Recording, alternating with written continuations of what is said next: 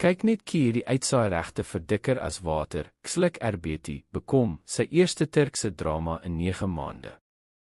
Die eerste seisoen sal op 14 Oktober die plek van Plaas van Paase inneem.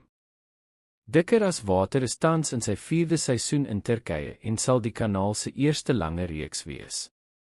Dit vertolk Barkla as Mirnal, Efrem Alasaya as Kflim Arslan, Setar Tanerin as Abdullah Nal en Slaterkoli as Doa Korkmaz in die hoofrolle. Dikker as water vertel die boeiende verhaal van die idealistiese Doga wat hopeloos verlief raak op 'n bekoorlike man uit 'n toegewyde familie wie se waardes bots met die van haar ma dit skep. 'n Kragtige drama terwyl hulle probeer om hul verskille te oorkom en harmonie te vind. Dit ondersoek die kragtige evolusie in die idealistiese Doga wanneer sy aan die begin van die universiteit liefde vind by 'n man wie se oortuigings bots met die van haar ma, Kifilsim. 'n Onverwagse swangerskap is op die punt om Doga se lewensplanne omver te gooi en skud 2 families uit verskillende wêrelde tot in hul fondamente. Fateh kom uit 'n toegewyde familie. Hy soek 'n ernstige verhouding wat hy vind wanneer hy en Doga verlief raak.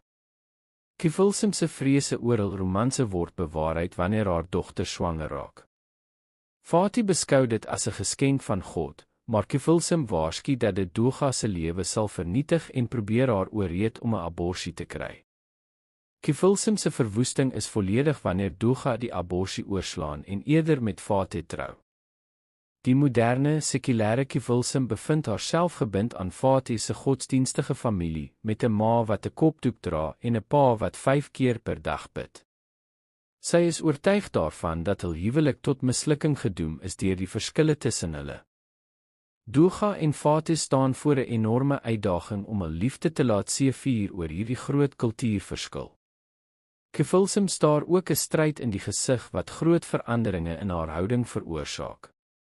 'n Komplekse liefdesverhaal ontwikkel wat 2 families wat hemelsbreed van mekaar verskil, maar dieselfde diepgewortelde waarhede deel, by mekaar bring.